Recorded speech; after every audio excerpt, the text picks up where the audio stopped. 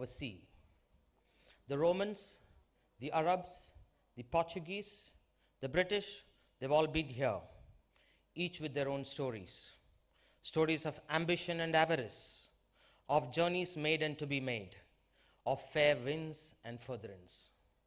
And in their passage, they each carried back a slice of this great city, shaped by the collective spirit of all who walked here. The spirit of acceptance and amity, of endeavor and enterprise, of collaboration and coexistence, which resonate evermore in these turbulent times we are forced to bear witness to. It is then only in the fine fitness of things that you, some of the wisest minds, should have this conversation here in Mumbai, which predicates on these very qualities towards that secure and sustainable future we so seek. Let the spirit of Mumbai permeate each one of us.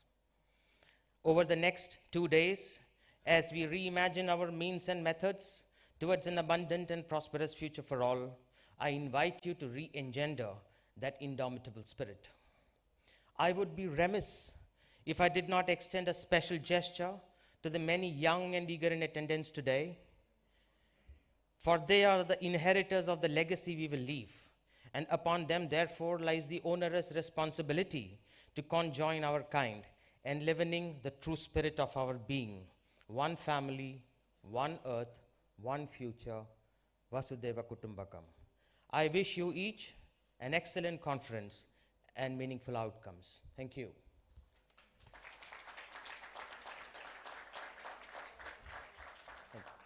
Let me now invite my senior think tank colleague, the very articulate Manjit Kriplani, Executive Director, Gateway House, and co-chair of T20 Task Force 2, for her address titled At the Heart of the Indo-Pacific, Why Mumbai Matters. Manjit, if you may, please.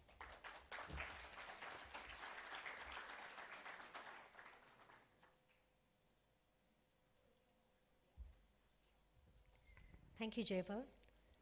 And welcome to everybody again. Jaipal, you couldn't have said it better.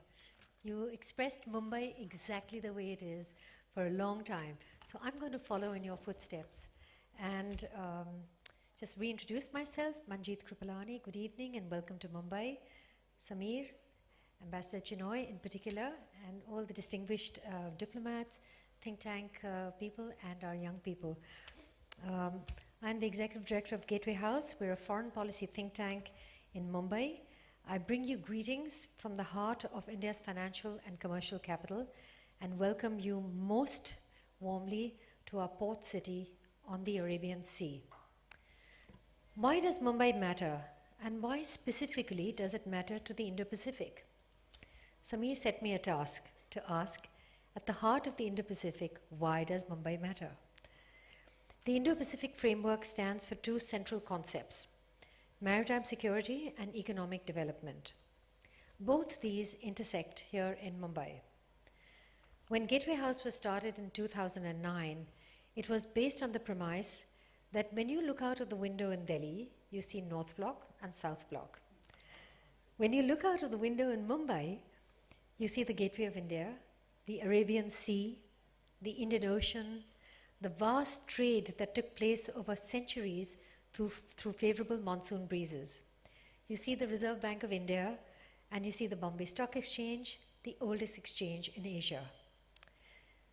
The European colonial empires were built on maritime dominance. 300 years later, this circle is complete with maritime affairs once again dictating world politics and economics. The Indo-Pacific is central to this. It feels appropriate that the Indo in the Indo-Pacific is represented here in Mumbai and in the state of Maharashtra, which is the center of India's maritime affairs. Mumbai then offers a different perspective of India's interests. They are historically international, historically maritime, and both are intertwined. The great Maratha ruler Shivaji created a navy in India at a time when Indian rulers were looking landward rather than at the seas like the Europeans were. Shivaji's navy was a force to reckon with in Mumbai's waters, and the North Konkan under the control of the intrepid Admiral Kanoji Angre. Angre built a fleet of just 80 ships. Most of them were mere fishing boats that had been re-engineered and upgraded by the local coolies or fishermen who were the original inhabitants of Mumbai. But this fleet challenged European mercantile and maritime dominance in the Arabian Sea, insisting on the Maratha Empire's rights to taxation and sovereignty on its own territorial sea. It was a first for any local kingdom in the Indian Ocean littoral, as territorial waters were a European concept then. Angre had extraordinary success. The Europeans referred to him as the Prince of Pirates. But in fact, Kanoji Angre was fighting what would today be referred to as state-sponsored piracy, where the monarchs of Europe sent out their ships to loot and plunder for their liege from lands far afield. Thus began the modern maritime naval expertise in Mumbai and the making of Mumbai as a trading hub. Asia's first dry dock for shipbuilding was built in Bombay in 1750 by Lavji Nasirwanji Wadia. The Wadias of Bombay were also the first Indian shipbuilders. They built wooden ships and they carried the opium over to China. 100 years after the dry dock was built, Sassoon Docks, the country's first wet docks, were built in Mumbai. The first railway to operate in India ran from Bombay, which is where today's Chhatrapati Shivaji terminus is. It was called Bori Bandar, to Thane. So from Bombay to Thane in 1853. And for those who don't know it, but you read the Times of India newspaper every day, it is also affectionately called the Old Lady of Bori Bandar. The cotton trade began to boom once the railway started. The first cotton mill and cotton trade association was set up in Bombay in 1854. And for those of you who have the time, I urge you to visit the splendid cotton exchange on the eastern seaboard of the city. It was the first to organize and regulate the commodities trade. It was around this trade which was enabled by local merchants as brokers, agents, bankers, stevedores, that the rapid growth of the city as a global financial center east of the Suez from 1870 to the 1940s was facilitated. Bombay was the biggest money market after London and much more before New York or Hong Kong. An ecosystem of educational excellence and expertise began to be built around it, which stands till today. The Bombay Stock Exchange was begun in 1875 by a cotton trader called Premchand Roychand. It is the oldest exchange in Asia and the 10th oldest in the world. Shortly thereafter, Victoria Jubilee Technical Institute, or VJTI, the oldest engineering college in Asia, was founded in 1887 in Bombay. The arts and women began to flourish around this. Cornelia Sorabji, a graduate of Bombay University in 1892, became the first woman to study law at Oxford University and was India's first woman barrister. The first commerce college in Asia was the Sydenham College of Commerce, founded in 1903, and the first school of architecture in Asia was the Sir J.J. School of Art, where Rudyard Kipling's father was the principal. The first diplomatic missions in India were established in Mumbai. It was inevitable that several of India's pioneering, I'm coming back to the diplomatic missions, but India's pioneering freedom movements because of this were launched from Bombay because of the presence of the educated and the wealthy traders in the city. Mumbai was also the center of modern India's naval expertise. The early roots of the Indian Navy and its fighting form, the sword arm, was the Western Fleet, established in 1968. This was based in Mumbai, specifically in a company, East India Company Marine Force known as the Bombay Marine, which lasted from 1686 to 1830. When India became a republic on 26 January 1950, this became the Indian Navy. The Indian naval fleet in Mumbai played a key role with its aircraft carrier INS Vikrant in the 1971 India-Pakistan War, with the Vikrant's Alizé and Seahawk fighter jets pounding East Pakistan ports and military installations. But more than war and relevant to our current times, the Indian naval ships from Mumbai have played exemplary roles in rescue and disaster relief missions, as they did during the devastating December 2004 tsunami, when naval ships in Mumbai were the first to reach tsunami hit Sri Lanka and the Maldives. These attributes and dimensions are the same that are present in the new Indo-Pacific collaborations. Today, 14 of the 24 official large Indo-Pacific countries have consulates in Mumbai. Australia, Bangladesh, Indonesia, Japan, Malaysia, Maldives, New Zealand, Singapore, Sri Lanka, Taiwan, Thailand, and the United States. Most of the European partners in the Indo-Pacific, like Germany and France, and former colonial ruler, the United Kingdom, also have active missions here, making Mumbai a natural western pillar of the Indo-Pacific commitments. The city's vibrant diplomatic corps has been present here for 200 years, and there are many of them in this room. The vibrant trade ensured that the first diplomatic missions in India were in fact established in Bombay, and their writ ran all the way across the Arabian Sea to Aden in Yemen and to Zanzibar.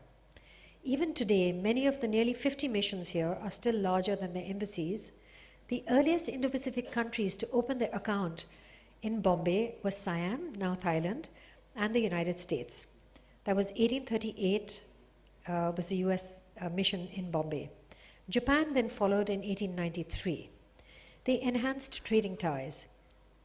American clippers sailed into Bombay Harbor in the mid-1800s, and America's first millionaire, Elias Haskett Darby, made a fortune trading in Deccan cotton, sourced from Bombay. The earliest American export to India was ice for Bombay's elite. It was cut from Boston's lakes and transported to India, wrapped in sawdust and felt. These Indo-Pacific linkages have obviously matured over the years. So now is the time to once again add Mumbai into the fold of the great cities of the Indo-Pacific: Dubai, Sydney, Tokyo, Singapore, Taipei, New York. All look east, but Mumbai looks west too, to the Indo portion of the Indo-Pacific that includes a newly booming and transforming West Asia, and to an East Africa that is growing in confidence. Its regional connections are centuries old. The British Empire's West Asian foreign policy was run out of Mumbai. Until 1956, the rupee was legal tender in many parts of that region, and all were regulated by the Reserve Bank of India. Mumbai is still the financial capital of India. Its financial ecosystem is sophisticated. Successful entrepreneurs, as you said, Jaipal, entrepreneurs, private banks, central bankers, stockbrokers, venture capitalists, private equity, fund managers, they abound in the city. Add to it advertising, media, Bollywood, progressive artists, international back offices, a manufacturing hub in Pune, its hinterland, and the dazzling new ultra-modern cultural center in which we are sitting. The country's best transport and 24-hour electricity come from the Tata companies, and it makes Mumbai the safest city in India for women, an essential ingredient of great cities. A world-class metro system with new roads and affordable housing will soon transform this city.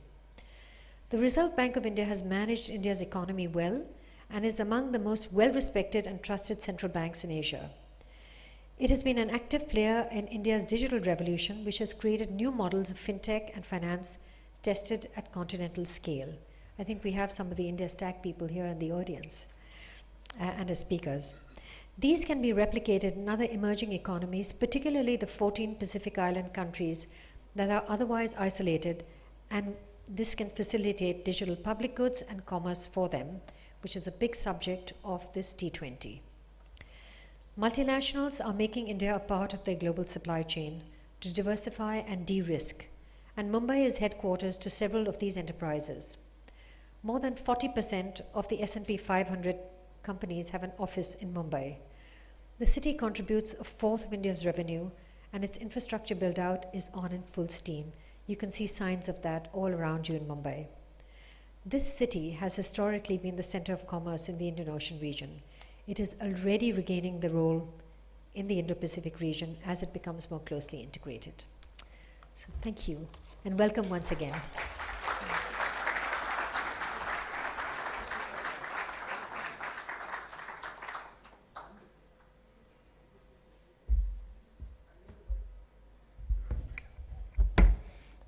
Thank you, Manjeet. Delight to now invite Ambassador Sujan Chinoy, Director General Manohar Parrikar Institute of Defense Studies and Analysis, and Chair T20 India Core Group to deliver the opening address. Ambassador Chinoy, if you may please.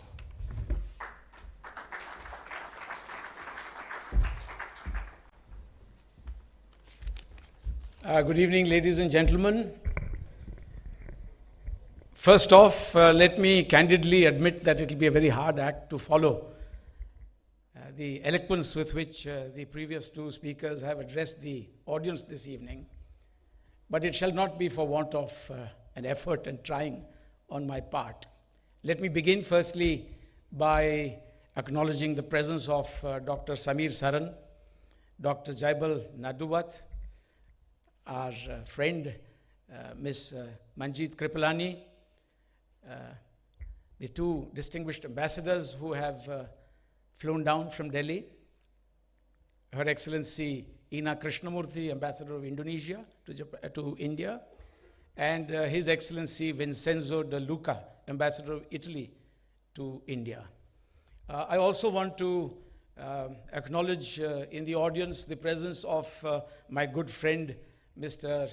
Tetsushi Sonobe, the T7 chair, and his esteemed colleagues, Nicola and many others, who have made it possible to come down to Mumbai.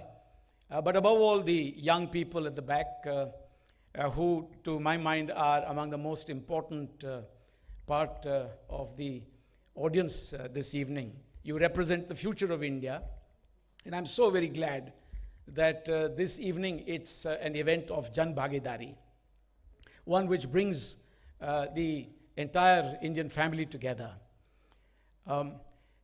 I do believe that we have a very large number of our happy T20 family here as well. Happy T20 family is something that I picked up a while ago from Ms. Kripalani. Thank you for allowing me that bit of plagiarism. But let me begin by saying that your presence here this evening represents in true measure the ancient Indian wisdom of Ayam Nija Paroveti Ganana Laguchetasam Udara Charitanam To Vasudhaiva Kutumbakam. That it is, in fact, the large-hearted who regard the entire world as one family. And your presence this evening epitomizes that ancient civilizational wisdom that India has. But hearing as I did the very enchanting stories that Ms. Kripalani had to share about Mumbai as a center in the Indo-Pacific and why Mumbai matters, I was transported to the origins of my own family surname. And let me therefore hit a different note here. I can relate to Mumbai. Mumbai is in fact an emporium of trade and commerce, one with a traditional outlook that is seawards, one which has, as pointed out, had historical links with the Zanj coast of Africa, using favorably the monsoon winds for toing and froing between continental India and East Africa. And that kind of historical relationship continues till today. But this coast was also extremely important in terms of its trade and commerce on the other flank as well. We are all aware how the coast of Maharashtra, the Malabar coast, Calicut, Mamallapuram in Tamil Nadu, all these also had an Indo-Pacific vision. And it is for a reason that the English word calico, representing cotton textiles, comes from the word calicut. And the palyakate, or the scarves that were prepared in India, the cotton scarves, so named Palicut after Calicut, found their way all the way to Nueva España in Mexico through the now de China trade that took place from the Philippines to the New World. So I can relate to that as well, having served in most of the Indo-Pacific countries, including Australia, Japan, China, and the rest. But for me personally, it's a story that I wanted to tell you today. 200 years ago, a young man from a village in coastal Saurashtra, a village called Mangrol, not too far from Chorwad. Chorwad, as you know, is the home of Dhirubhai Ambani. And as you know, it is his vision that is represented today in this great Geo World Center. Our warmest congratulations to the Ambani family for having actually put up this wonderful facility, including the Nita Ambani Cultural Center, one of the finest in the world, that makes it possible for us to interact in the manner that we do today. But that village, Mangrol, produced a young boy called Nanji Jekaran Shah. And Nanji Jekaran Shah came to Mumbai to seek fortune. That was more than 200 years ago. And Nanji Jekaran Shah is my 6th generation ancestor. And mind you, it's an interesting story. He spent a number of years building his fortune and business in this great city of opportunity. He did business with the Tatas in those earliest days. And he also owned quite a stretch of territory in what is today Nariman Point. It was reclaimed land. It was already being reclaimed under the British in those days. Nanji Jekaran Shah had a huge go-down in Mumbai that unfortunately caught fire one day and was burnt to the ground. And his friends, especially the mother of a dear friend, encouraged him not to lose hope and that he should once again stand up and seek fresh fortune. He thereafter went all the way to Kolkata as part of an Act East policy. In Kolkata, he is recognized officially as the founder of the Gujarati community there. The Gujarati Samaj in Kolkata begins with incantations, to his sort of memory, Nanji Jekaran Shah. From there, he followed the Marwadi community all the way to Shanghai, and then became the first Gujarati to set foot as a businessman in Shanghai. Lived there for 12 years, spoke fluent Chinese, made a fortune, came back to India. But what followed thereafter is quite interesting. When he came back with 3 ships laden with his goods and wealth. When nearing the shores of India, he was so elated at being back home after an absence of 12 years, during which his wife had given him up for dead. There was no letter writing in those days, and he was too busy, like Dr. Samir Saran, making a fortune, that he ordered the cannon on board to let off a salvo in salute to the motherland. They used to carry cannon on board in those days because there was piracy. Peace and security has always been an issue all over the world, in those days as well as now. And without peace and security, ladies and gentlemen, you know that there cannot be any development. None of our SDGs can be achieved without peace and security. So when he let off that salvo, the British garrison commander thought that they were being attacked. So he set out gunboats to have his 3 ships surrounded and had him arrested. And my 6th generation ancestor had to spend some time in jail for a short while, but the British were quite fair, frankly speaking. And when he narrated his feelings of elation that had led to the firing of the salvo of cannon on board, the British let him off with dignity, with all his possessions intact. Unfortunately, none of that wealth has come down to me. In fact, the last possession that the family had in this great city of opportunity, I wish I could come back here and make a fortune, is the building called the Mohini Mansion opposite the Strand Cinema. We own the whole building. I can only look at it admiringly from a distance now. But that is why I am a Chinoy. The short point here is that I'm masquerading as a Chinoy. I'm actually a Shah. And it is for the last 200 years that we took on this Indo-Pacific surname called Chinoy. for that meant people who had traded with China. Now you know what the origin of the name Chinoy is, whether it's an Anglo-Saxon from the United States, whether it is someone from Pakistan or India, a Parsi, a Hindu, no matter who, all Chinoys have trading links with China. And it's a matter of coincidence that in my life I ended up with the Indo-Pacific and China and Japan as part of my professional life. Did you like that story? Yeah. Mumbai is relevant for my family too. I don't want to go into all the other stuff about G20 and all that. It's oozing out of your ears now. If I do that, I might put you to sleep. But there are just a couple of points.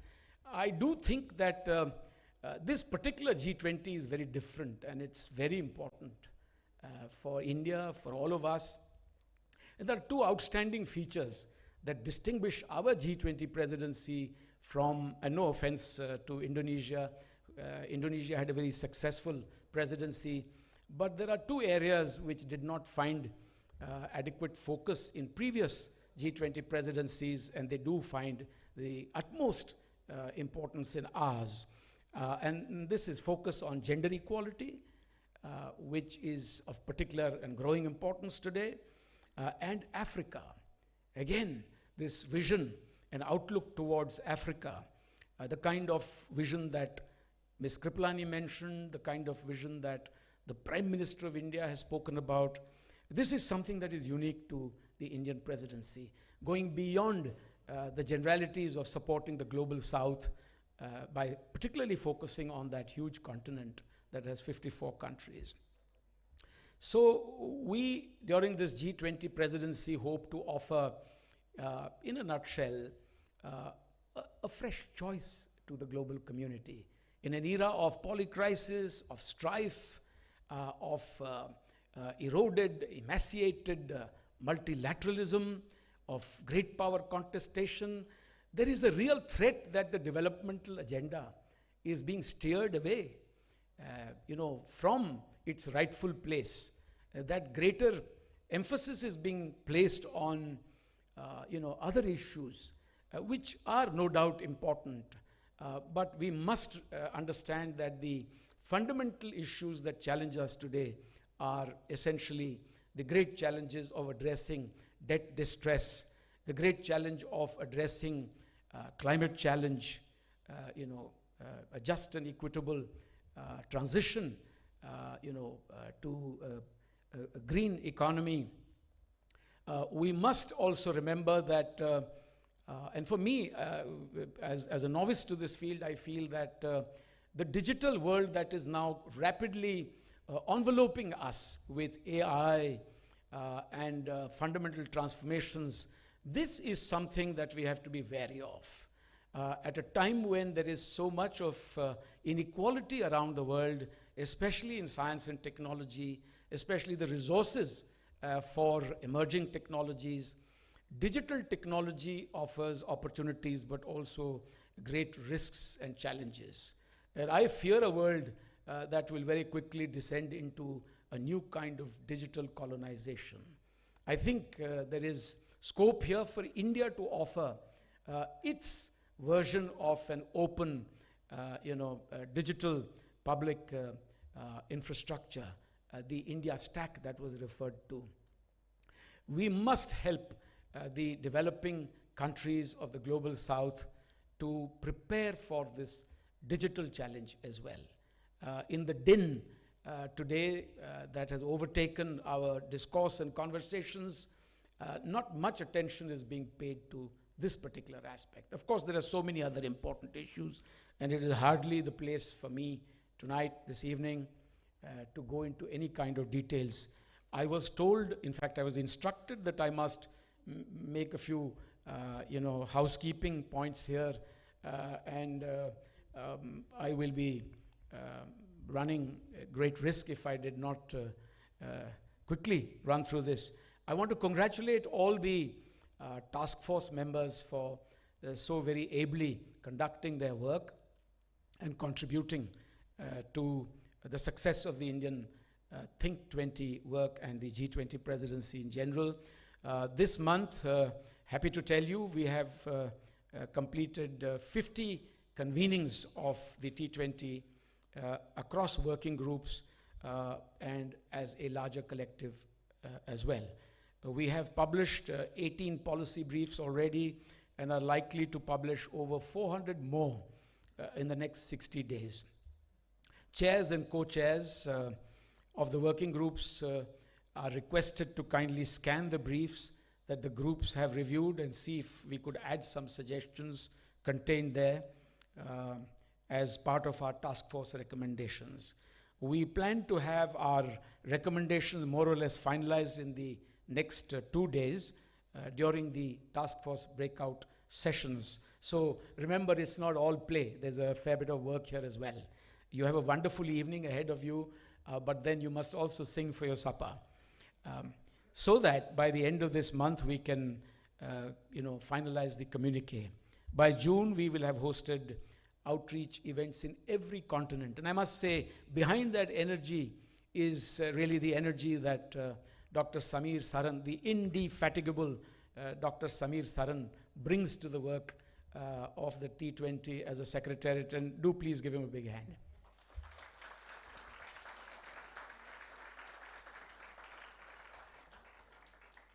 Samir bhai, you gave me too many points. It's not my desire to go into any of this. I really want to thank you all once again. Thank you.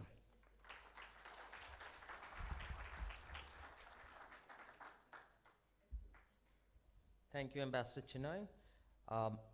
Delight to now invite Ambassador Ina Krishnamurthy, Ambassador of Indonesia to India, to deliver her address. Ambassador Krishnamurthy, if you may please.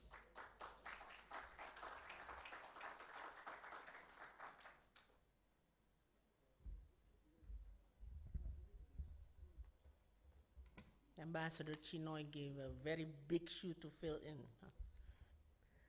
So, Ambassador Chinoy, Chair of T20 Core Group, my guru, Dr. Samir Saran, Chair, T20 Secretariat, His Excellency Vincenzo De Luca, Ambassador of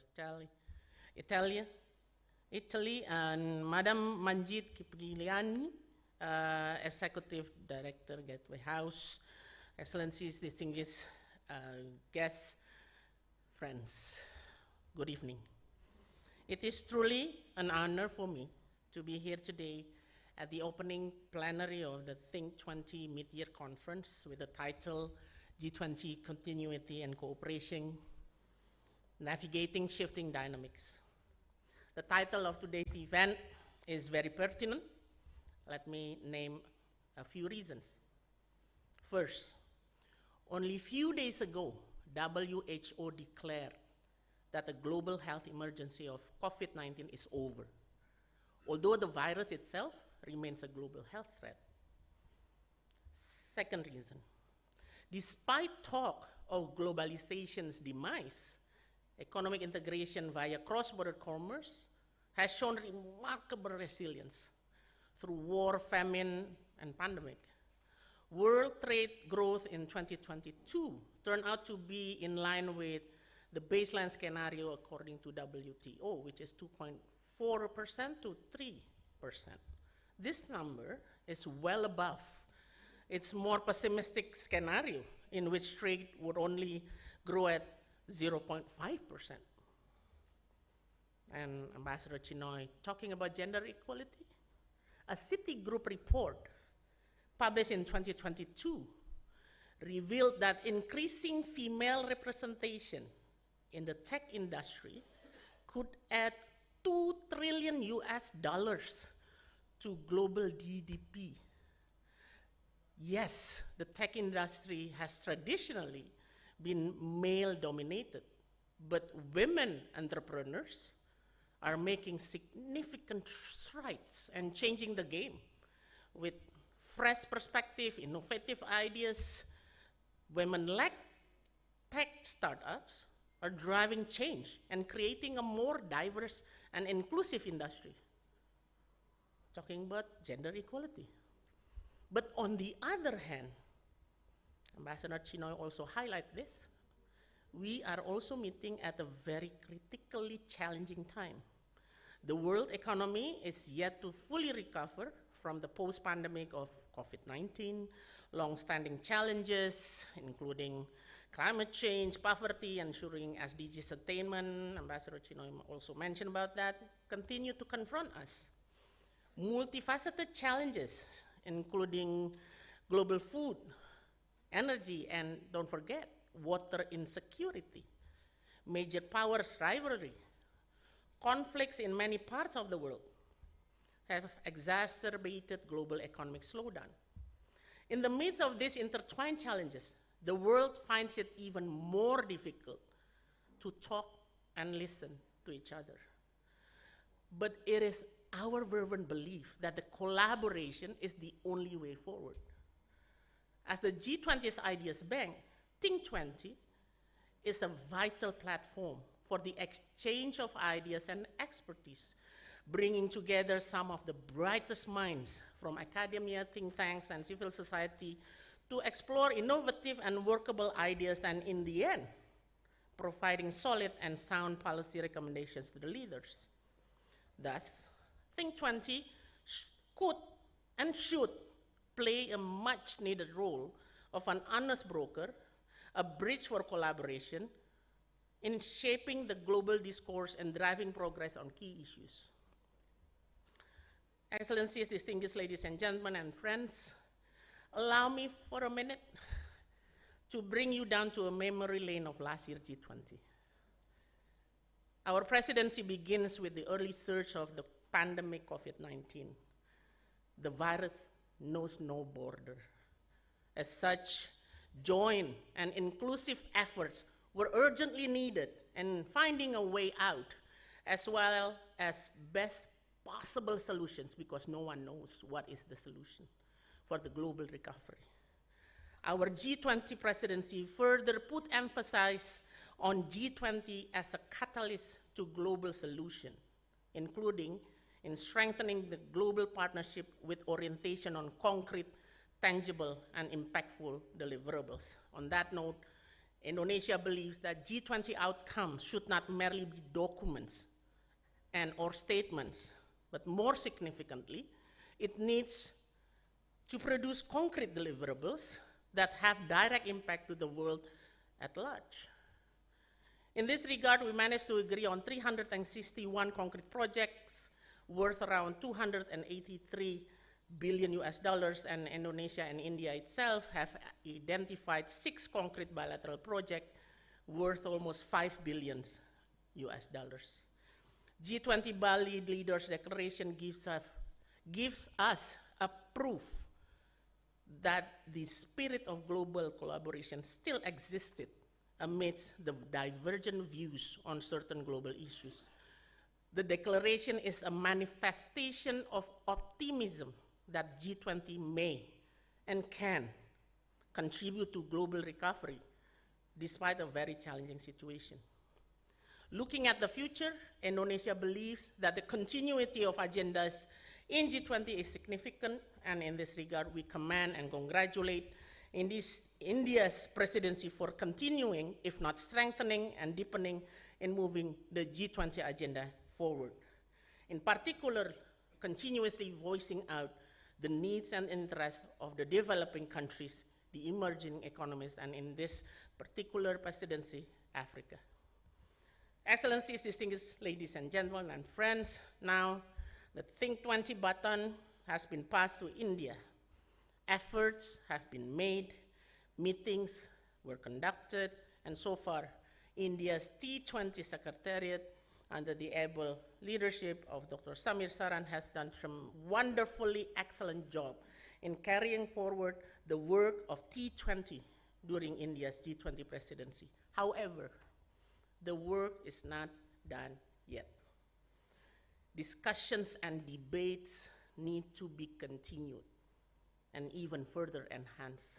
Media asked me several times, what is the need of G20?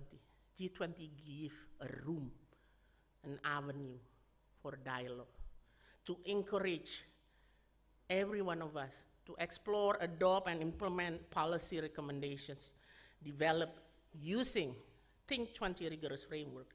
And if I may refer to the document Stories of Collaboration, lesson learned from Think20 Indonesia, 3 important governance strategies for Think20 India presidency to be considered are: first, effective management structure for advocating policies to G20 finance track and Sherpa track.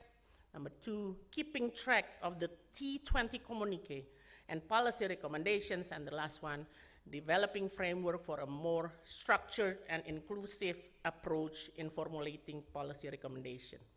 The 5 task force that T20 India has established, I believe, is an evidence of India's strong commitment to continue the discussion on issues that not only G20 members or invitees, but the whole world need to address. Think20, therefore, has such strong potential to boost the G20 agenda. Given the current uncertain economic and geopolitical situation, the engagement group, particularly Think20, can be an avenue to discuss various important agenda in a genuine, open, and balanced approach, while at the same time trying to bridge the diverse interests among the most influential economies of the world. At a time of weakened unity within the G20, India, as the host, will have to deal with these difficult challenges as well. The spirit of collaboration within the G20 needs to be reinvigorated. It is indeed the only answer to our global problems. The more divided we are, the more our people will suffer. After all, the theme of India's presidency is Vasudhaiva Kutumbakam, carries a meaningful message that we are together in the same boat of this one planet Earth that we love so much. We must continue the momentum, and I hope that G20 can show again such unity of purpose this year under India's able leadership. And as Troika, Indonesia stands ready to work constructively for the success of India's presidency in G20. Many people are hoping that G20 as the premier forum for global economic collaboration to remain effective amidst such a complex global situation. Indonesia is confident that with goodwill and dialogue, progress will be achieved. Thank you. Have a good evening.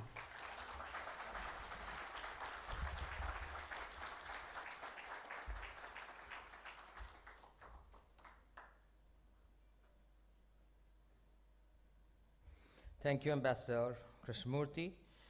Delight to now invite Ambassador Vincenzo Di Luca, Ambassador of Italy to India, to deliver his address. Ambassador Vincenzo, if you may please.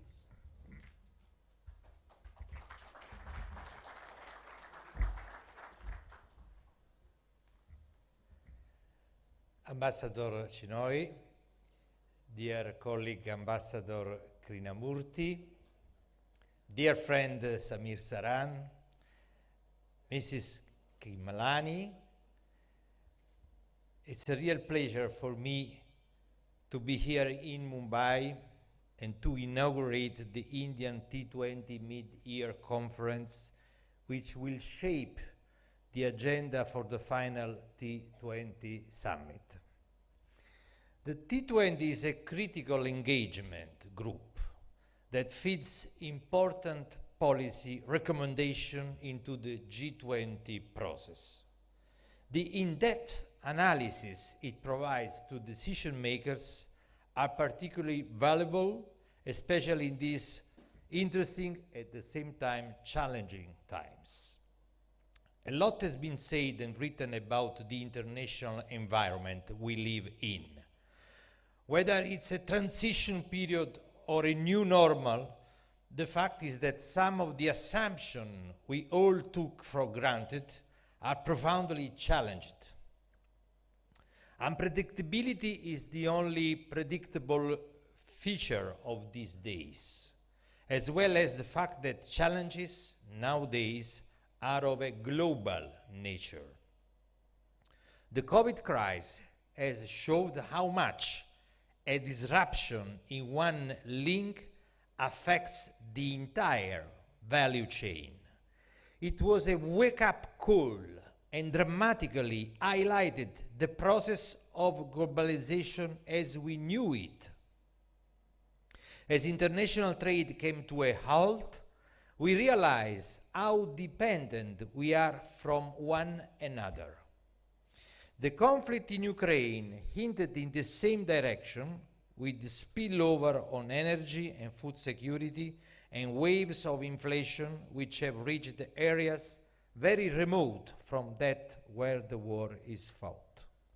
Challenges like climate change are boundless by definition.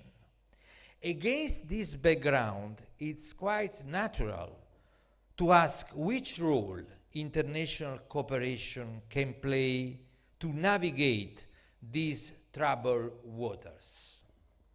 Let's face it, in times of great distress, the temptation is big to sort problem on one's own, or at least giving priority to one's own immediate interest.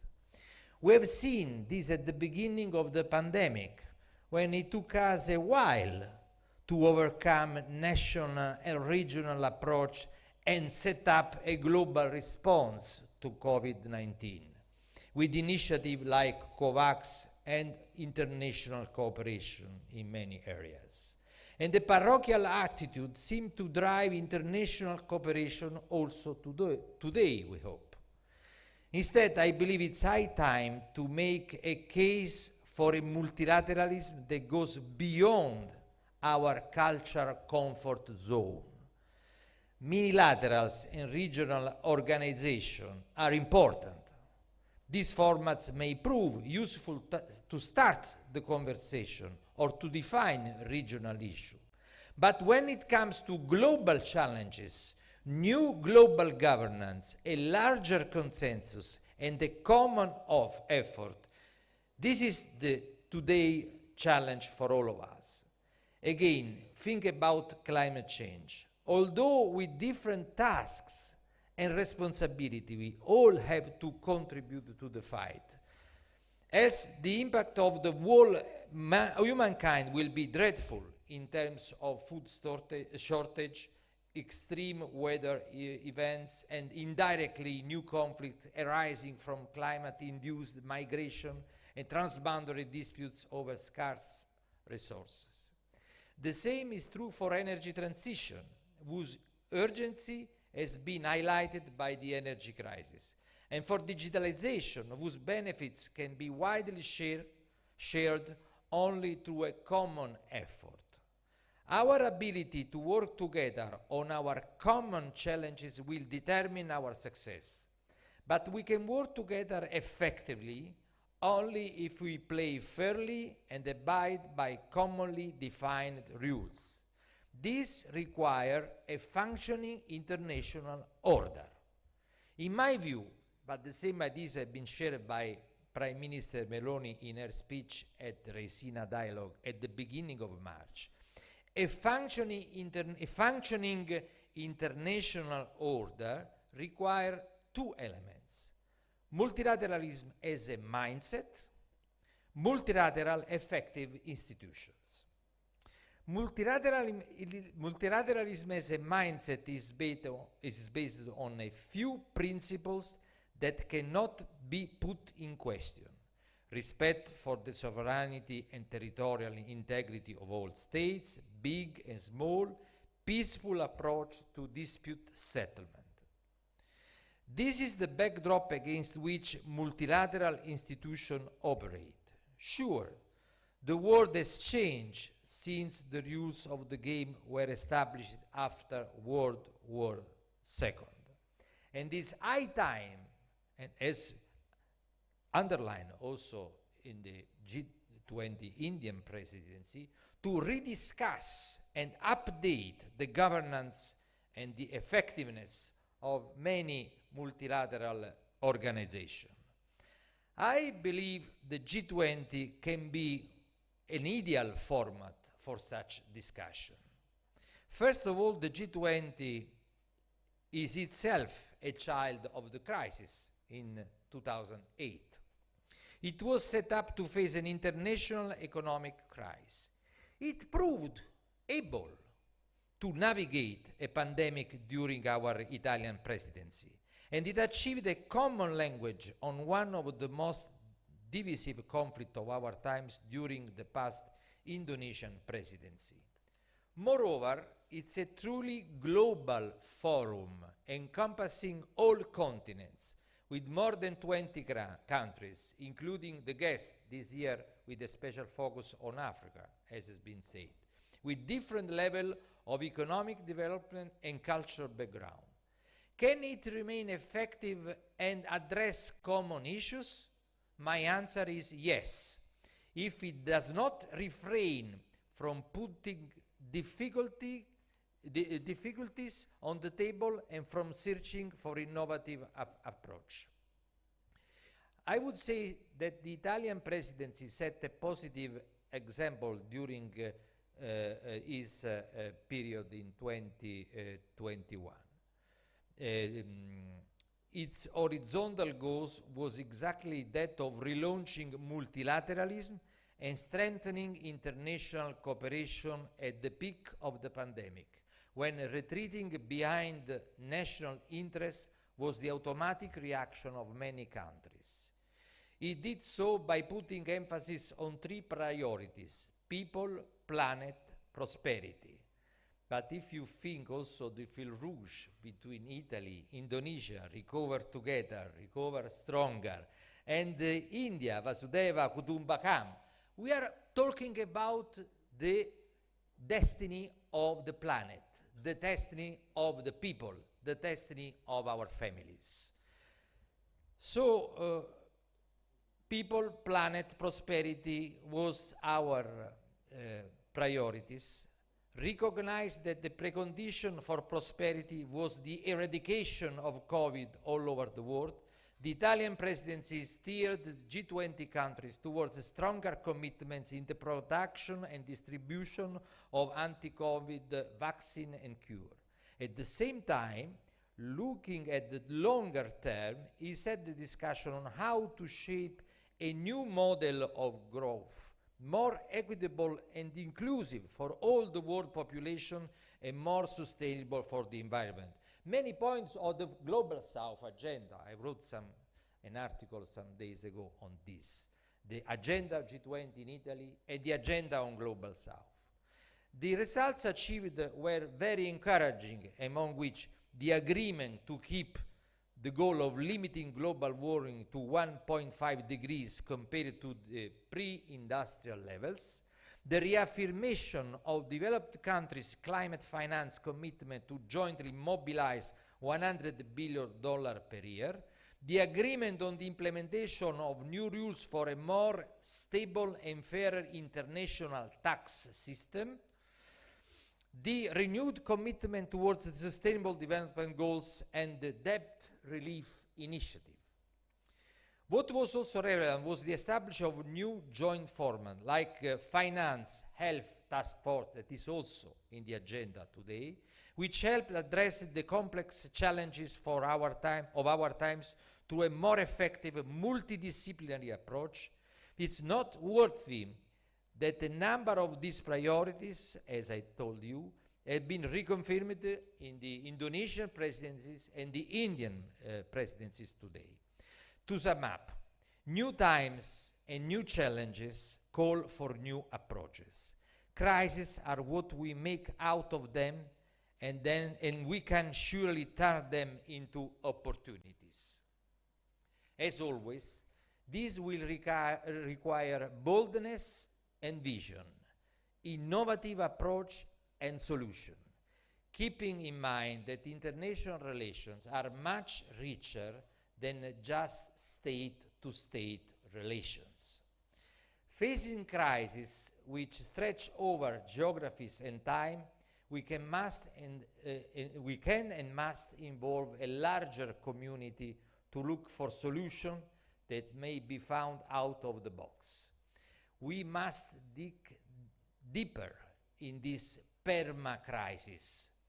And as you are all analysts, You are certainly aware that analysis means literally in the ancient Greek etymology, breaking down a problem, untying its different parts, as the Plato school said. To me, this is one of the most important contributions the G20 can give to the international policy community today, to slice complexity into manageable pieces without losing the big picture. The big picture is to find global solutions to global challenges today. Thank you. Dhanyavad.